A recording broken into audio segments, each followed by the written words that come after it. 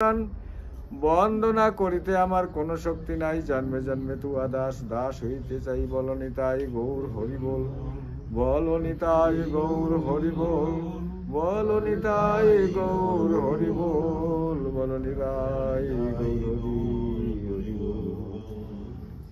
রাধে রাধে।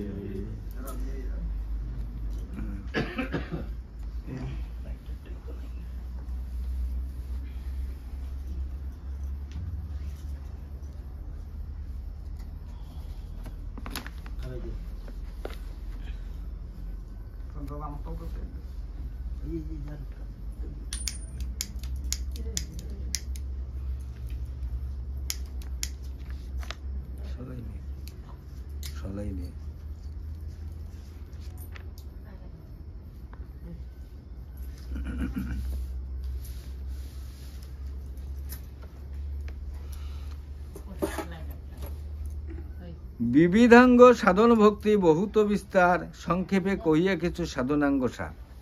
সাধন ভক্তি বিবিধ অঙ্গে সাধন ভক্তি। সাধন ভক্তিটা হচ্ছে বিবিধ। কিরকম?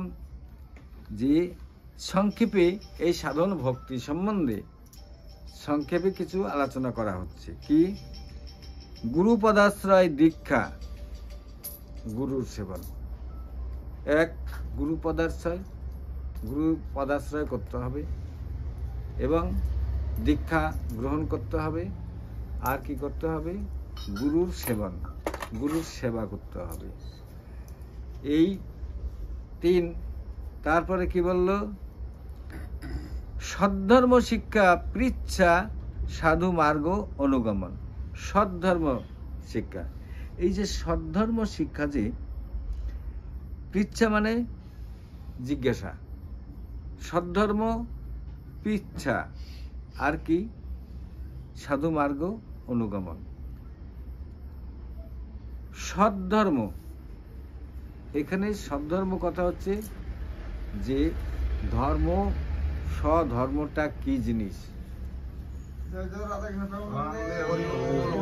সদ্ধর্ম অর্থাৎ ভালো ধর্ম। সৎ মানে ভালো ধর্ম শিক্ষা, ভালো ধর্ম শিক্ষা, এরকম যদি ব্যাখ্যা করা হয় তাহলে তো বড় মুশকিল। ধর্ম তো ভালোই, ধর্ম কখনো সৎ এবং অসৎ হয় না। সদ্ধর্ম শিক্ষা অর্থাৎ স্বধর্ম শিক্ষা, অর্থাৎ তোমার ধর্মটা কি? তুমি কি জানো আমার ধর্ম কি? এই যে জানি না, এই না জানাটার জন্যই কি করতে হয়? সেই জানাটাকেই বলা হয় সদ্ধর্ম শিক্ষা। এই যে স্বধর্মের কথা কিন্তু ভগবান শ্রীকৃষ্ণ গীতায় অর্জুনকে বারবার বলছে। স্বধর্মে নিধনাংশ, পরধর্ম ভয়াবহ ইত্যাদি কথা। এখানে স্বধর্ম বলতে আমরা যেমন আমরা বর্তমান কিছু সংখ্যক বৈষ্ণব ধর্ম বলে বৈষ্ণব ধর্ম কিন্তু অমুক, বৈষ্ণব ধর্ম তমুক, এরকম নানান ভাগে বিভক্ত। এই যে যেটা আমি নিলাম এইটা স্বধর্ম, আর উনি যেটা নিচ্ছে সেটা পরধর্ম। আমরা এইভাবে নিজেরা ব্যাখ্যা করে নিয়ে এইভাবে বুঝি। বস্তুত ঠিক ওটা নয়। ওভাবে ব্যাখ্যা করলে বস্তুর সত্য বস্তুটাকে না যায় বর্ণন। সত্য বস্তুটাকে জানাটা, আমি সত্যকে জানিব, অতএব সত্যকে জানতে গিয়ে আমি যদি তার ভিতরে গলত করি, সে সত্য বস্তুকেই শেখা হলো না, জানাই হলো না, তাহলে আমি ধর্মটাকে জানলাম কি করে? এখানে স্বধর্ম, তোমার কর্ম কি, তুমি কে এবং কে আমি, এই যে প্রশ্নটা, এই প্রশ্নটাই হইল শিক্ষার মূল মন্ত্র। আমি কে? আমি যদি আমাকেই জানলাম না, আমি আর অন্যকে জানাবো কি করে? অন্যকে আমি বলবো কি করে কে? কে আমি, কেন মোরে যারে তাপত্রয় ইহা না জানিলে কইছে হিত। ইহা না জানলে হিতটা হবে না, মঙ্গলটা হবে কি করে? অতএব অর্জুন, তুমি একবার চিন্তা করো, তুমি কে, আমি কে? নিজের কাছে প্রশ্ন করো, আমি কে? যদি তুমি নিজেকে নিজে চিনতে না পারো, নিজেকে নিজে না জানতে পারো, তবে তুই অন্যকে জানাবে কি করে, অন্যকে শিক্ষা দেবে কি করে? অতএব সদ্ধর্ম শিক্ষা, যে ধর্মকে আচরণ করলে, যে ধর্মকে আচরণ করলে বলা হয়েছে, আমি বলছি, যে বৃত্তিটাকে অবলম্বন করলে পরে ভগবান শ্রীকৃষ্ণকে নিজে জানা যাবে, আবার অন্যকে জানানো হবে, সেই হলো সদ্ধর্ম। যে বৃত্তিটাকে অবলম্বন করলে ভগবান শ্রীকৃষ্ণকে জানানো যাবে, আমি নিজে জানবো এবং ভগবান শ্রীকৃষ্ণ কি বস্তু তাকে আমি জানিয়ে দিতে পারবো, এই হলো সদ্ধর্ম। আবার যেমন সধর্ম, জলের সধর্ম ভিজিয়ে দেওয়া, আগুনের সধর্ম হচ্ছে পুড়িয়ে দেওয়া, ওটার কোনো পরিবর্তন হবে না। কিন্তু আমাদের দেহে যে চক্ষু আছে, চক্ষু দিয়ে ভালোও দেখা যায়, মন্দও দেখা যায়, তো মন্দটাকে আমি ছেড়ে দিলাম, ভালোটাকে নিলাম, এই হলো সধর্ম। তার জন্য দুইটা আছে, আমি দুইটাকেই নিলাম, ওটা না। যে ভালোটাকে গ্রহণ করবে, মন্দটাকে থাকতে হবে, মন্দটা না থাকলে তো ভালোটাকে জানবে না। তো চক্ষু দিয়ে তো ভালো মন্দ দুইটাই দেখবে, অতএব সে ভালোটাকে গ্রহণ করলো, খারাপটাকে ফেলে দিল, ছেড়ে দিল। মুখ দিয়ে বহু কিছুই বলা যায়, আমি ভালোটা বললাম, খারাপটা বললাম না। বহু কিছু খাওয়া যায়, ভালো বস্তু মানে আস্বাদন বললাম, খেলাম, আমি খারাপটা খেলাম না। এইভাবে ইন্দ্রিয়গুলিকে যে তার পরিবর্তন করে, পরিবর্তন মানে এইভাবে করে পৃথিবীতে চলে, ওই লোকটাই হলো সধর্ম শিক্ষা জানে। তো এখানে পৃচ্ছা কথার অর্থ হয়েছে জিজ্ঞাসা করা। আমি কাউকে জিজ্ঞাসাই করব না, আমি যদি সব জানি তাইলে আর আমি জিজ্ঞেস করবো কাকে? আমি জানি, তা আমি আর জিজ্ঞাসা করবো কাকে? অতএব আমি কাউকে জিজ্ঞেস করলাম না, এই হলো অভিমান। জানারও জানা আছে, বোঝারও বোঝা আছে, হ্যাঁ, মরারও মরা আছে, কঙ্কালেরও গতি আছে। এই যে মইরা ভূত হয়ে গেছে একেবারে, একটা নর কঙ্কাল রয়েছে যে, ওইটারও আবার একটা গতি আছে, কিন্তু সেটা ফির জানেন কেমন? সেটা জানেন না, তাই না? শুনেন তাইলে একটা গণক ছিল, আমরা হাত দেখি, হাত দেখে বলি, যার যতটুকু অভিজ্ঞতা আছে সে অভিজ্ঞতা নিয়ে হাত দেখে তার ভূত ভবিষ্যৎ বলে। কিন্তু একজন গণক ছিল, সে কপাল দেখেই বলতে পারতো ওর ভাগ্যে কি আছে, কপালে কি আছে, কপাল দেখেই বলতে পারতো। তো একদিন রাস্তা দিয়ে যাইতে যাইতে কি হইলো, যে দেখে একটা মরার খুলি পড়েছে, মরার মাথা একটা পড়ে রয়েছে, মানে কিছুই নাই আরো, সে খালি একটা মাথা, শুকনা মাথা রাস্তার কিনারে পড়ে রয়েছে। তো ও তো আবার কপাল দেখলে কইতে পারে, হ্যাঁ। তো ওই মরার মাথাটা যে ওই কপালটার দিকে তাকাইয়া দেখে, যা কিছু হইছে তো হইছে, আরো কিছু আছে, কপালে লেখা আছে। ওই মরার মাথার কপালটায় লেখা আছে, যা হইছে তো হইছে, আরো কিছু আছে। ওই মরার মাথার ওই কপালটাই লেখা আছে। এই গণকটা ভাবতে আছে, বাপরে বাপ, এত মইরা মানে শেষ কিছুই নাই, আর মানে খালি মরার খুলিটা পইরা দিছে, ওখানে লেখা যা হইছে তো হইছে, আরো বলে কিছু আছে। এইটার আবার কি থাকতে পারে? না, আমার তো দেখতে হয় যেটার কি আছে। এবার মরার ওই খুলিটা, মাথার খুলিটা ওর সঙ্গে নিয়ে আনিল, ব্যাগে করে নিয়ে যেয়া ওর ঘরে একটা আয়নার আলমারি আছে, আয়নাটা গ্লাস সামনে, তো এই ঠিক গ্লাসের ওইখানে বসায় রাখছে কপালটারে দেখার জন্য প্রত্যেক দিন, যে কপালের পরিবর্তন কি আছে দেখতে লাগবে। তো ও প্রত্যেক দিনই করে কি, ওই মরার মাথাটাতে প্রত্যেক দিনই, আয়না তো ভিতর দেখাই যেতেছে, ওই জায়গা দেখে, ও লেখা আছে, যা হয়েছে তো হয়েছেই, আরো কিছু আছে। সকালে দেখে, দুপুরে দেখে, সন্ধ্যায় দেখে, ওই একটা কথাই বারবার দেখতে আছে, যা হয়েছে তো হয়েছেই, আরো কিছু আছে। বেশ, তো তো এইভাবে প্রত্যেক দিন উনি দেখে। একদিন কোনো একটা কারণবশত উনি পাশের গ্রামে বা একটু দূরে যাওয়ার দরকার হয়ে গেছে, উনি গেছে, সকালবেলা বাইর হয়ে গেছে, আর বাড়িতে কয়ে গেছে আজকে আমি একটু আস্তে আস্তে হয়তো 12টা-1টা বাজবে, হ্যাঁ, এই কথা বললো। তো উনি যখন বাইরে হয়ে গেল তখন ওর বউ চিন্তা করলো যে ডেইলি ডেইলি আলমারির ভিতরে যাইয়া ওখানে দাঁড়াইয়া কি দেখে আর বিড়বিড়িয়া কি কয়, হ্যাঁ, কয় কি বিড়বিড়িয়া। তো যাইয়া দেখে ওইখানে একটা মরার মাথা, হ্যাঁ, মরার খুলি, আর ওই খুলিটার সামনে বিড়বিড় বিড়ে কয়, ওর কি কয়, ওই যে লেখাটা পরে আর কি, হ্যাঁ, যা হয়েছে তো হয়েছেই, আরো কিছু আছে, ওইটা বিড়বিড়ে কয় না। আর বউটাকে দেখে মুখটা লড়াইছে, ওর খালি ওইটাই সন্দেহ। এইবার উনিও তো বাড়িতে নাই, ওই বউটা গেছে পাশের বাড়িতে, যাইয়া আর মাসি, ধরো ডাক মাসি, তার কাছে যে কইতাছে দিদি রে, মাসি রে, শোন কি হয়েছে, যে আমার স্বামী না একটা মরার খুলি কই থেকে জানি নিয়ে আইছে, আইনা আলমারির ভিতরে থুইছে, আর প্রত্যেক দিন ওর সামনে দেয়া 2-3 বার পর্যন্ত যাইয়া দাঁড়ায় দেখে, আর বিড়বিড়িয়া জানি কি কয়। এইবার ওই বউটা খুব জুইট পাইল যে এই বাড়িতে ঝগড়া লাগাবার বুদ্ধি তো একটা পাইলাম। কি ওইটা জান না, ওইটা হইল ওর ওই মেয়ে, ওইটা একটা মেয়ের মাথার খুলি, ওর মানে প্রেম ভালোবাসা ছিল, কিন্তু ওকে বিয়া হয় নাই, ওই জন্য এখন তো ওরে তো পাইলই না বিয়া করতে, মইরা গেছে, খুলিটা না তুইয়া দিচ্ছে, আর ওই খুলিটারে যাইয়া রোজই এক কথা কয়, তোর আমি বিয়া করতে পারলাম না, এই জন্য তোর মাথার তুইয়া দিলাম, হতো জ্বালা।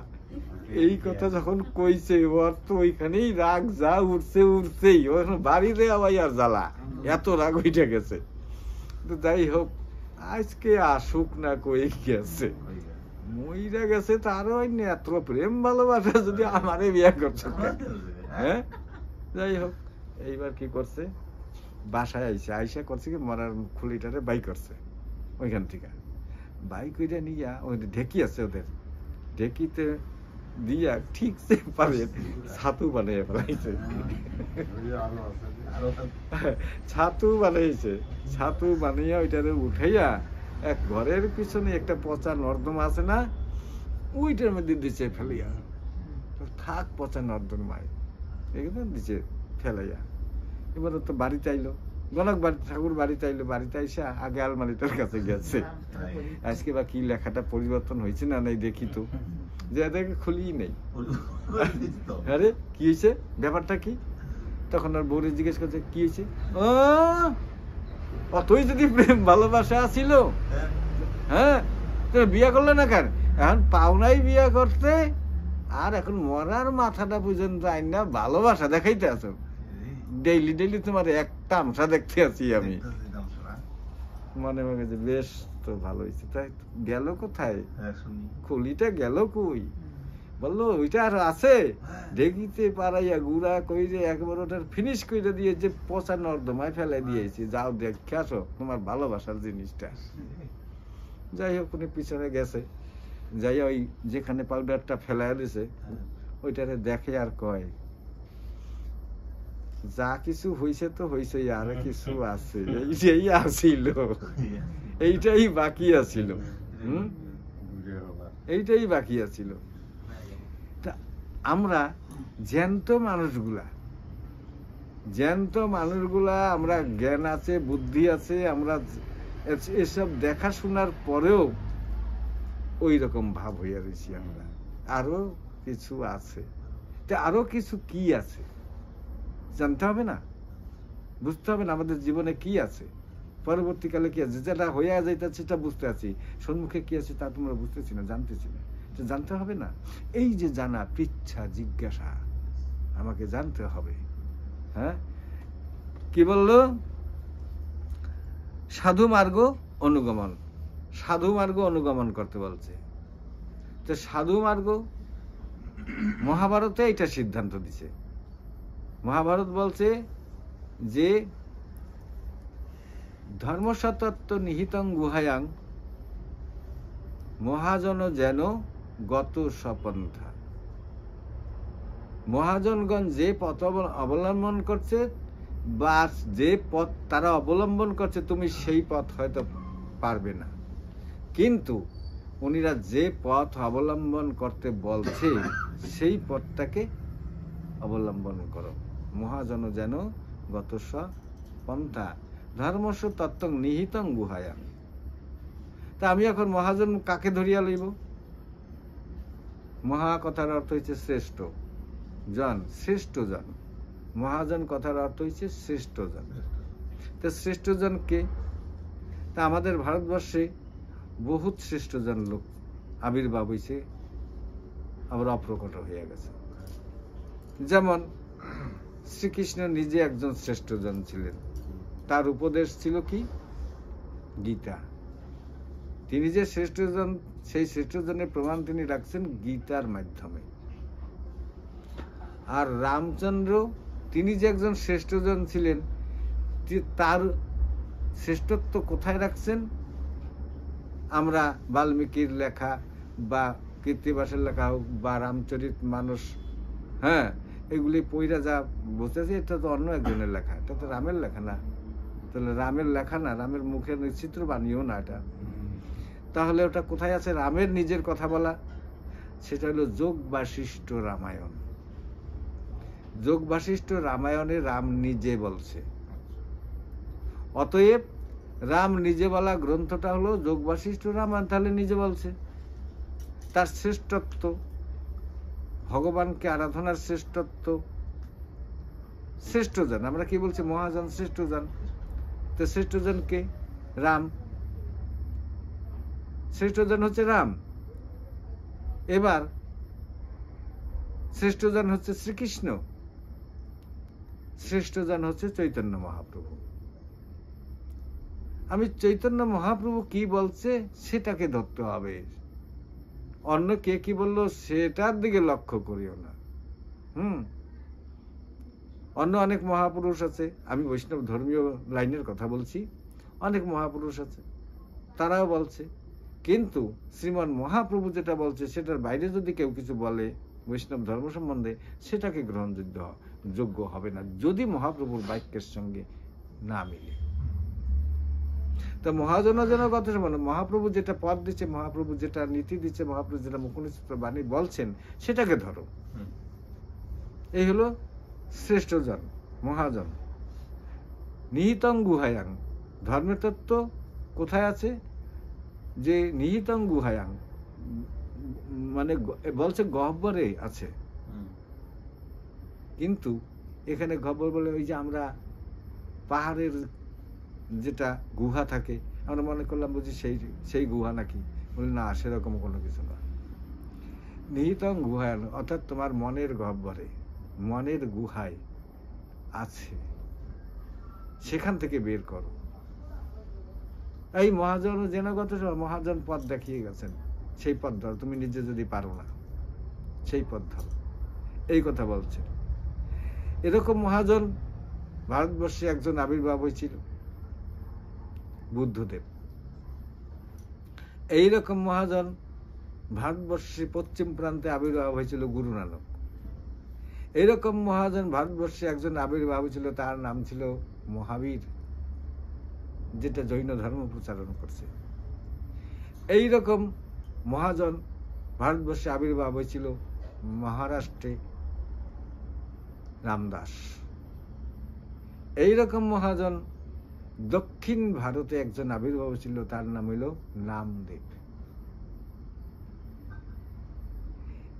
এরা যেটা পথ দিয়ে গেছেন, আপনারা এখন যদি বলেন আপনি সাই বাবার কথা কেন বললেন না, তাহলে সাই বাবার কথা বলতে গেলে তো আমার এখন এই যে একজন রামনারায়ণ, রাম বালক ব্রহ্মচারীও বলতে হয়, এরকম বললে হবে না। যারা প্রাদেশিক আবির্ভাব হয়ে সম্পূর্ণ প্রদেশটাকে যারা সে ভাব রসে মনুষ্যত্বে তৈরি করে দিয়ে গেছেন, তাদের কথাই তো বলতে হবে। তাদের যেটা ভাব অনুগত, তারা ভক্ত, তারা মহাজন ওইভাবে হতে পারে না। যেমন গুরু নানক, তিনি মহাজন, তিনি সম্পূর্ণ পাঞ্জাবি জাতিটাকে একটা সিংহ জাতিতে পরিণত করে দিয়ে গেছে। ওরা দুর্বলও না, দুর্বল মনেরও মানুষ না। তাহলে এরকম একটা জাতি তৈরি করো যে জাতিটা পরাধীনতাটাকে স্বীকার করবে না। হ্যাঁ, পাঞ্জাবিরা এখনো পরাধীনতা স্বীকার করে না, তাই তো তারা হাতে একটা চুড়ি পরে রাখে। আমরা কি বলছি, কি বলে, মাথায় চুল, মেয়েদের মতন চুল থাকবে। আমরা কাপুরুষ, আমরা আমাদের দেশটাকে হারাইছি, আমরা স্বাধীনতা রক্ষা করতে পারি নাই, অতএব আর মেয়েদের মতন চুল রেখে দিলাম, যতদিন পর্যন্ত পারবো না ততদিন এই চুল থাকবে। আবার কি বললো, কাপড়, তারা কিন্তু লুঙ্গি পরে। কেন?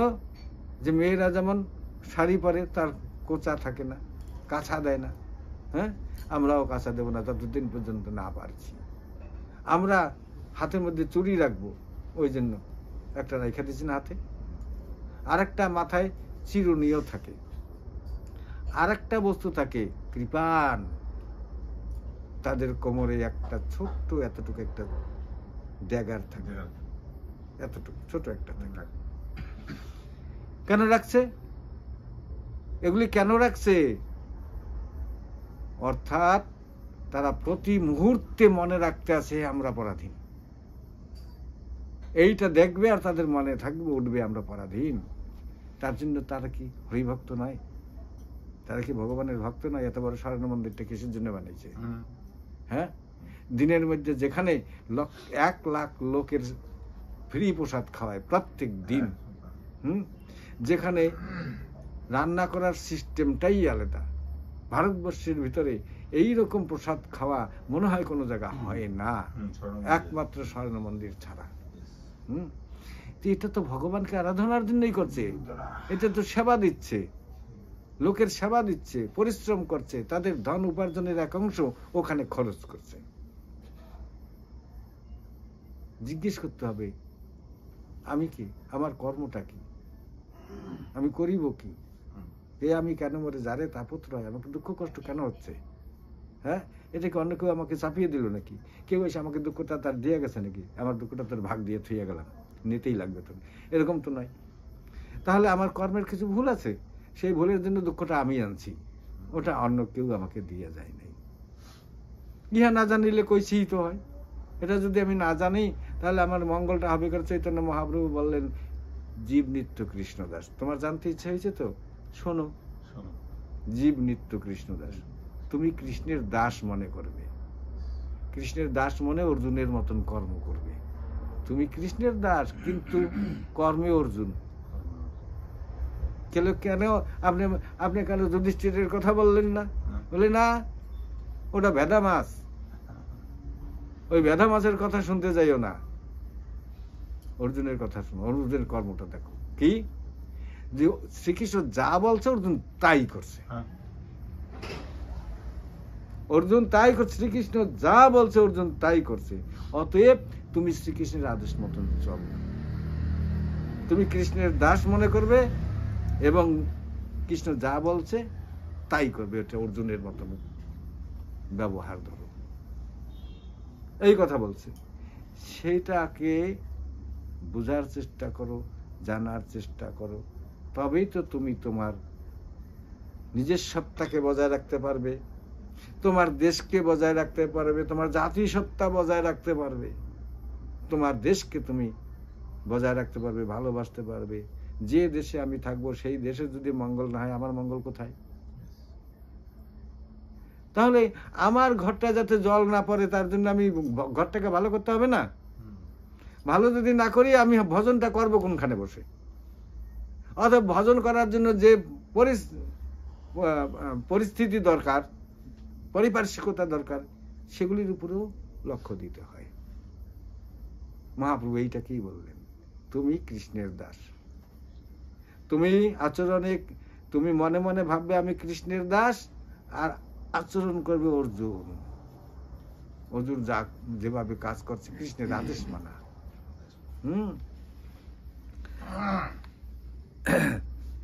সদ্ধর্ম শিক্ষা পৃচ্ছা সাধু মার্গ অনুগমন, কৃষ্ণ প্রীতে ভোগ ত্যাগ, কৃষ্ণ তীর্থে বাস। কৃষ্ণ প্রীতে ভোগ ত্যাগ, কৃষ্ণ কি প্রীতে, কৃষ্ণের ভালোবাসার জন্য, তাতে যদি আমার সুখ ত্যাগ করতে হয় আমি তাও করব। যদি কৃষ্ণ ভাবে যে বলে আমার জন্য তোমার এটা করতে হবে, আমি তাই করব। গোপীগণ কি বলছিল, না হয় আমরা নরকে যাব, তুমি আমাদের এই পদধূলি নিয়ে, নারদ নিয়েই যাও, এই পদধূলি নিয়ে যে কৃষ্ণের মাথায় লাগাও, তার ব্যাধি দূর হোক।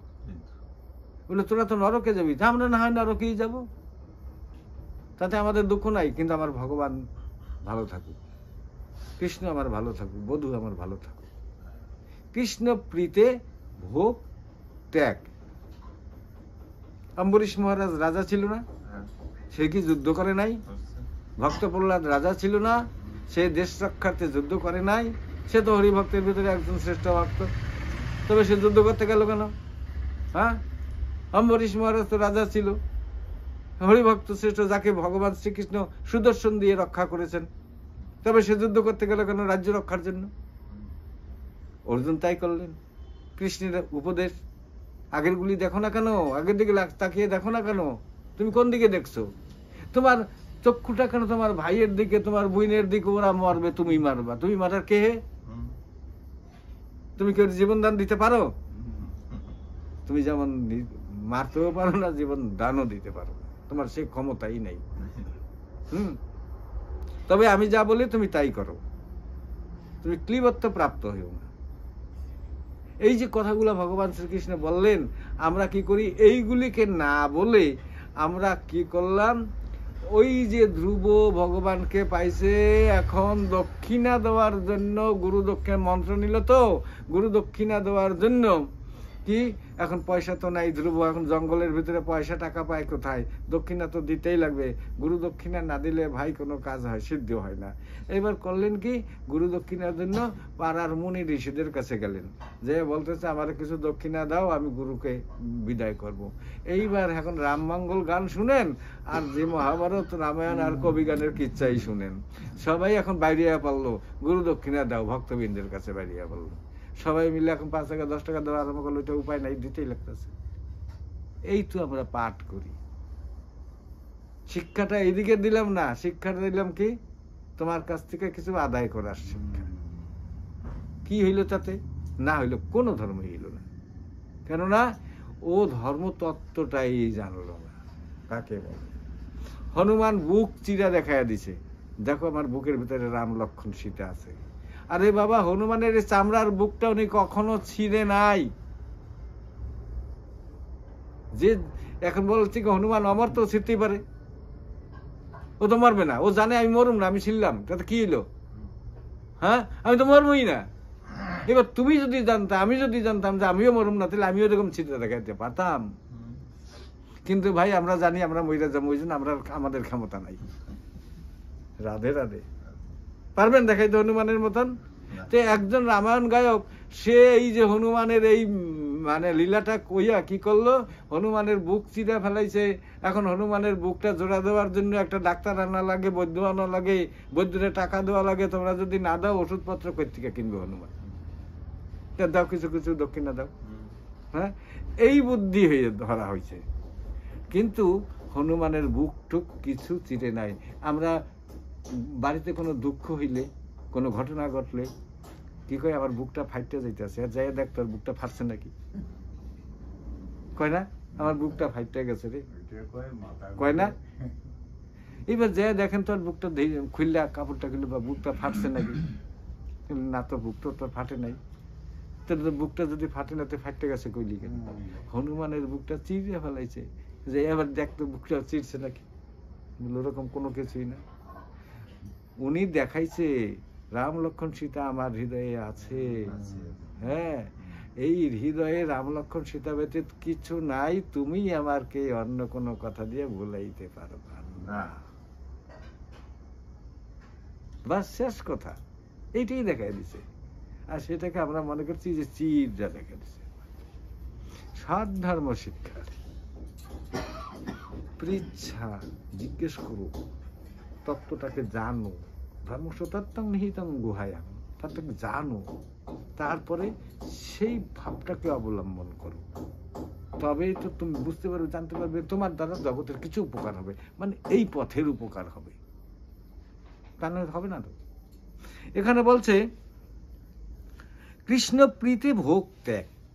কৃষ্ণ সুখের জন্য, প্রীতি লাভ করার জন্য ভগবান শ্রীকৃষ্ণ কি করলে প্রীতি লাভ করে, কি করলে প্রীতি লাভ হয়, তার আনন্দ লাভ হয়। শ্রীকৃষ্ণ কি করলে তার আনন্দ হয়, প্রমাণ। কি করলে আনন্দ লাভ হয়, ভগবান শ্রীকৃষ্ণের কি করলে আনন্দ লাভ হয়?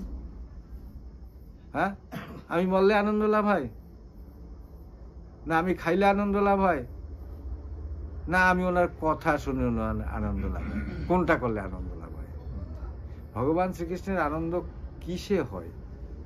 তো সব দিক বিচার করে দেখলো না, ভগবান শ্রীকৃষ্ণ যেটা বলছে সেইটা করলে উনি আনন্দ পায়। আমি যা বলিতেছি তুমি তাই করো। হ্যাঁ, এই হলো ভগবানের কথা, তাহলে আমার আনন্দ। আর তুমি আমার কথা মানবে না, আমার কাছে ফল মূল আইনা দিয়া বলবে ঠাকুর তুমি খাও, কিন্তু আমি যা বললাম ওটা তুমি শুনবা না, তো ওটার জন্য তো আমার দরকার নেই। আমার ভান্ডারে এরকম হাজারে হাজারে আছে, তা আমার ওটার দরকার নেই। তুমি আমারে এগুলা কিছু দিতে লাগবে না, আমাকে এগুলা কিছু দিতে লাগবে না। তুমি আমাকে একটা তুলসী পাতা, একটু গঙ্গা জল দিবা, আমি এতে সন্তুষ্ট। কিন্তু তুমি কর্ম করবা, আমি যা বলছি তাই শুনবো। এই কথা সে বললেন। হ্যাঁ, কৃষ্ণ প্রীতি ভোগ ত্যাগ। তাই কৃষ্ণ প্রীতির জন্য, কৃষ্ণের সুখের জন্য ভোগ, অর্থাৎ বিষয়ে ভোগকে বাদ দিতে বলছে। বিষয় থাকবে কিন্তু ভোগ স্পৃহা থাকবে না। বিষয় থাকবে, জমিদারি থাকবে, রাজত্ব থাকবে, কিন্তু স্পৃহা থাকবে না।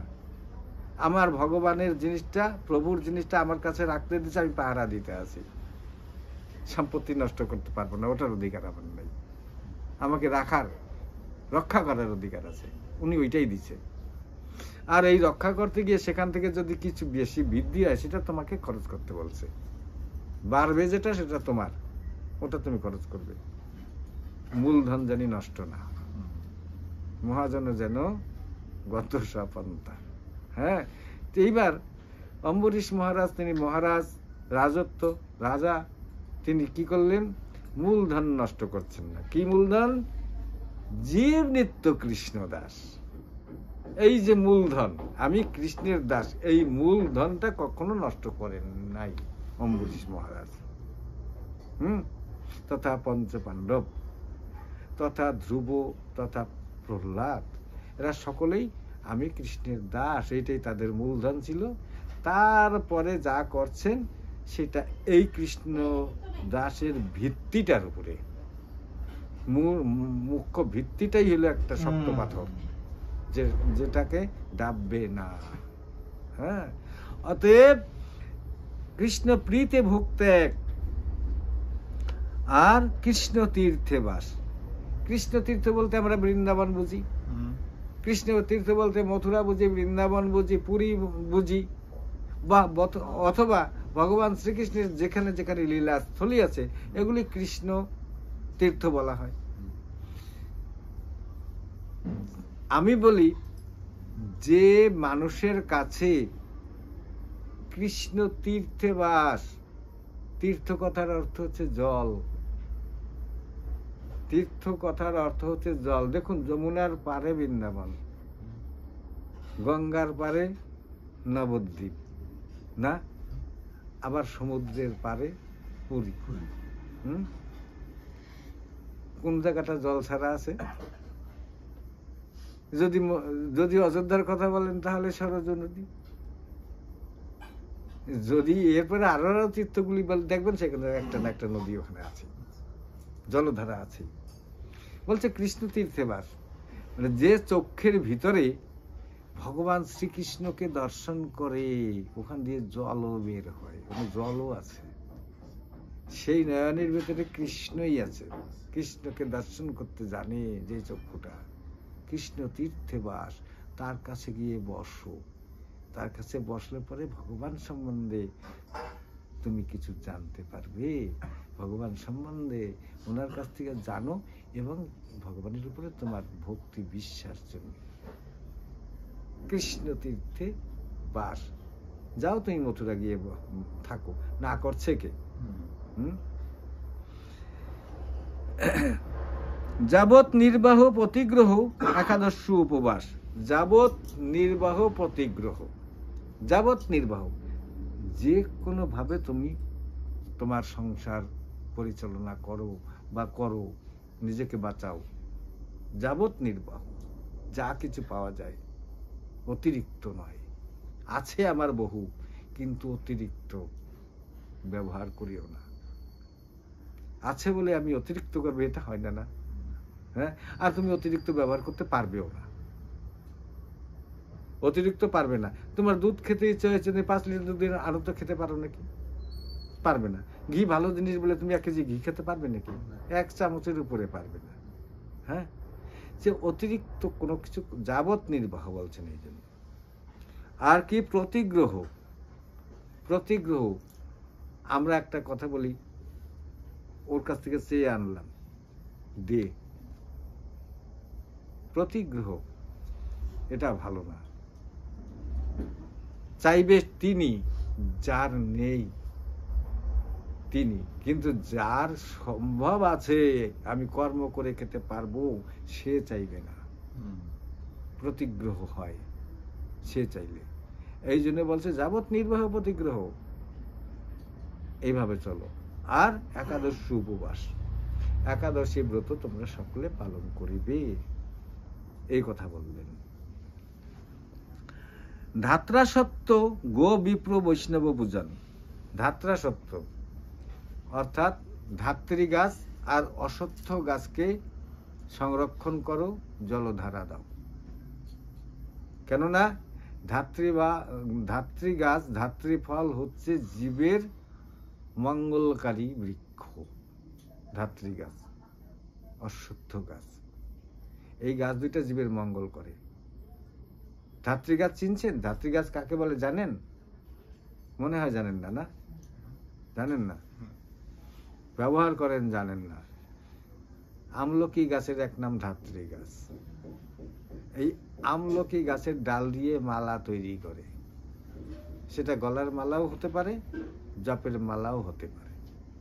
হ্যাঁ, যদি ধাত্রী গাছের মালা দিয়ে নামমালা জপ করে, অত্যন্ত ফলদায়ক হয়, শাস্ত্রে বর্ণনা করা। তাই ধাত্রী গাছকে রক্ষা করো। আমলকি ফলটা জীবের অত্যন্ত মূল্যবান ফল, যাহা খাইলে জীব নিরোগ হয়।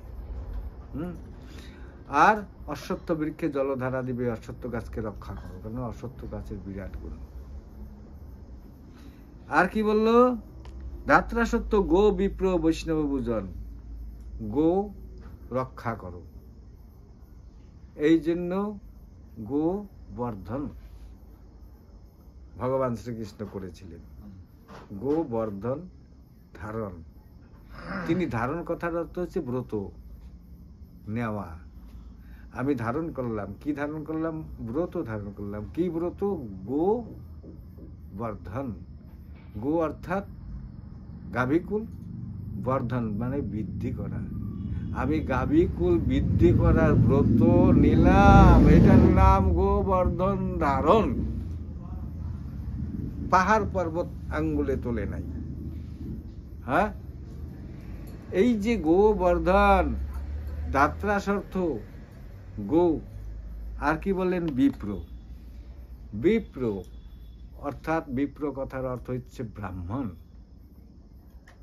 ব্রাহ্মণকে রক্ষা করো, এই যে কথাটা বললেন, এখানে কারো অনেকের হয়তো কিছু একটা মানসিক ভাবে দ্বন্দ্বে পড়তে পারে।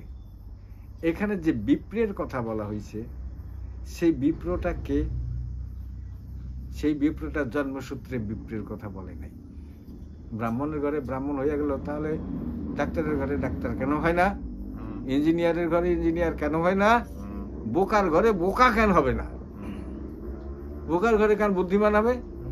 গোবরে কেন পদ্ম ফুল ফুটবে? পদ্ম ফুল ফুটতে হলে বিলে যেতে লাগবে, গোবরে কেন? আমরা বলি না গোবরে পদ্ম ফুল ফুটছে। আরে বাবা, আচ্ছা ডিম তো মানুষে খায় না? ডিম মানুষে খায় না? না খায়? হ্যাঁ, কোন ডিম খায় না? আমাকে বলো তো, কোন ডিম খায় না? পারবেন বলতে? ওই যে উনি বুঝছে, যে বোঝার সে বুঝছে, ঘোড়ার ডিম খায় না। খায় না পাওয়া যায়? ঘোড়ার ডিম তো খায়ও না বা পায়ও না, কিন্তু কইতে তো কেউ কম কয় না। আর ওই কথাটা কখন বলে জানো? কখন বলে? অর্থাৎ তুইও পাবি না, আমিও পাবো না। ওই তখন হইল ঘোড়ার ডিম। হ্যাঁ, ঠিক আছে। একটা একটা সত্য কথা আপনারা সবাই বলবেন, রাধে রাধে। মাছ কোন নদীতে পাওয়া যায় না বলেন তো? না পারলে কোনো চিন্তা নাই, আমি তো বলবোই কোন নদীতে মাছ পাওয়া যায় না। রাধে রাধে।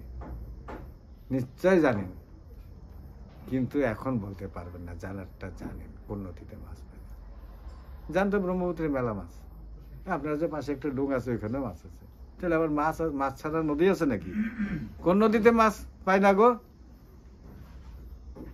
আরে শুকনা নদীতে মাছ নাই। যে নদীতে জল নাই ওইটার মধ্যে মাছ থাকবে কই থেকে? হ্যাঁ, তো এই যে বাবু, তোমার এই নদীটায় যদি জল না থাকে, মাছটা থাকবে কোথার থেকে? হ্যাঁ, প্রত্যেকটা নদীতে, আর যদি মাছ নাও থাকে, দুইটা মাছ প্রত্যেকটা নদীতে আছে। এই দুইটা মাছ, নদীটা শুকনো হইলে মাছ দুইটাও থাকে না। তাহলে দুইটা মাছ ঠিকই আছে, কিন্তু তুমিও ধরতে পারো না, আমিও ধরতে পারি না। হ্যাঁ, নদীতে জলই রাখো নাই, মাছটা থাকবে কেমন করে, ধরবে কেমন করে তুমি? হ্যাঁ, তো নদীতে জল রাখতে হবে। সে জলটা যে প্রেমামৃত রূপ জল, প্রেমামৃত ভক্তি বাড়ি সিঞ্চন করো, এই গাছটা বাঁচবে, মাছও থাকবে। আর প্রেমামৃত সিঞ্চন না করলে ভাই গাছও বাড়বে না, প্রেম রূপ ফলও ফলবে না, তোমার মাছও থাকবে না। শুকনা নদীতে মাছ নেই। যে দেহটার ভিতরে প্রেম বা ভক্তি নাই, ওটা হলো শুকনা। অতএব এখানে বলছে যে বিপ্র ব্রাহ্মণ। কাকে ব্রাহ্মণ বলছে? যে ব্রাহ্মণের ভিতরে 9টি গুণ আছে, তাকে বিপ্র বলা হয়েছে। 9টি গুণ। এটা যার কাছে নেই তিনি ব্রাহ্মণ নয়। তিনি ব্রাহ্মণ নয়। জোর করে বললে তো হবে না যে আমি ব্রাহ্মণ। এই গুণগুলি থাকতে হবে। সুতার কথা বলি নাই কিন্তু ভাই, সুতা পইরা তো বিদেশে যেয়ে আমি ব্রাহ্মণ অনেকেই বলতে পারে, কিন্তু যখন গুণের কথা আসবে, আমি ডাক্তার কইয়া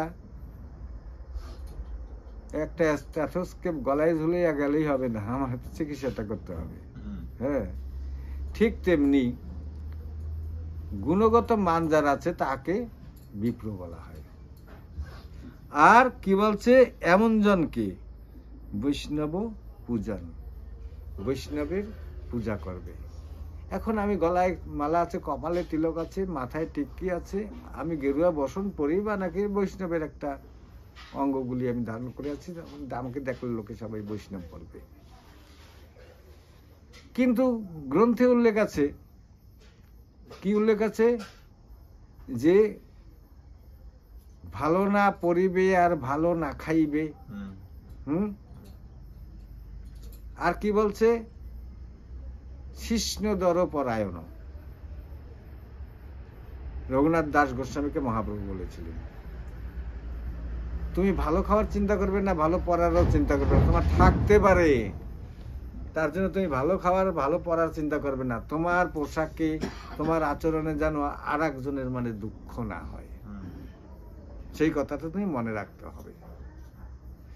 দেখো রঘুনাথ, তুমি রাজপুত্র, রাজ ঐশ্বর্য পরিত্যাগ করে তখনকার দিনে, আজকে থেকে 500 বছর আগে, 520-25 বছর আগের তখনকার দিনে 12 লক্ষ টাকা যাদের মাসে ইনকাম ছিল, এই রঘুনাথ দাস গোস্বামীর যে বাবা, হ্যাঁ, হিরণ্য গোবর্ধন জ্যাঠার বাবার জ্যাঠা, এদের প্রতি মাসে ইনকাম ছিল 12 লক্ষ টাকা। চিন্তা করতে পারো 12 লক্ষ টাকা তখনকার ইনকামটা এখন কত হতে পারে? হ্যাঁ, সেই রঘুনাথ দাস সব ছাইরা ঠাইরা মহাপ্রভুর কাছে গেল, গিয়ে পুরীতে। মহাপ্রভু তাকে বললেন, ভালো না খাইবে ভালো না করিবে। কেন কেরি বাবা, ওর কি অভাব আছে নাকি? ভালো কেন খাবে না? ভালো ঘরে কেন থাকবে না? ভালো কেন পড়বে না? নিশ্চয় পারত না, তিনি করেননি। শ্রীকৃষ্ণ যেমন বলছে অর্জুনকে, আমি যাহা বলিব তুমি তাহাই করিবে। এইবার রঘুনাথ গোস্বামী মহাপ্রভু যা বলেছে আমি তাই করিব। আচরণটা দেখুন, অর্জুনের মতন ধরে নিল। নিজের মনে আমি কৃষ্ণের দাস, আর আদেশ শ্রীকৃষ্ণের, আদেশ চৈতন্য মহাপ্রভু, তিনি তাই করেছিলেন। এইভাবে তিনি বৈষ্ণব, তাকে পূজন করো। খালি বৈষ্ণবের কিছু অঙ্গে ধারণ করলে হবে না। ঘৃণা, হিংসা ইত্যাদি জর্জরিত ব্যক্তিটাকে বৈষ্ণব বলে না। যার ভিতরে ঘৃণা আর হিংসায় জর্জরিত তাকে বৈষ্ণব বলা হয় না, বৈষ্ণব বলে না। অতএব এমন জন হলো বৈষ্ণব। তাকে বৈষ্ণব ছিল, রামাবতারে একজন বৈষ্ণব ছিল, সে হলো বৈশিষ্ট্যমণি। ইনি রামাবতারে বৈষ্ণব। কৃষ্ণ অবতারে বৈষ্ণব একজন ছিল, তার নাম ছিল রহিদাস মুচি। দেহ আত্মা করে সূচি বৈষ্ণব হইল রহিদাস মুচি। তারা কৃষ্ণ সেবা না করিয়ে রহিদাসকে করায় ভোজন। এই না দেহের মাঝের এমন গোলক বৃন্দাবন। আমরা এইভাবে তাকে লক্ষ্য করে এইভাবে আমাদের পথটাকে নিয়ে যেতে হবে। এখানে কোনো কঠিন নেই, তো কোনো কঠিন নেই, কোনো অবাস্তব বস্তুটা তো এখানে নেই।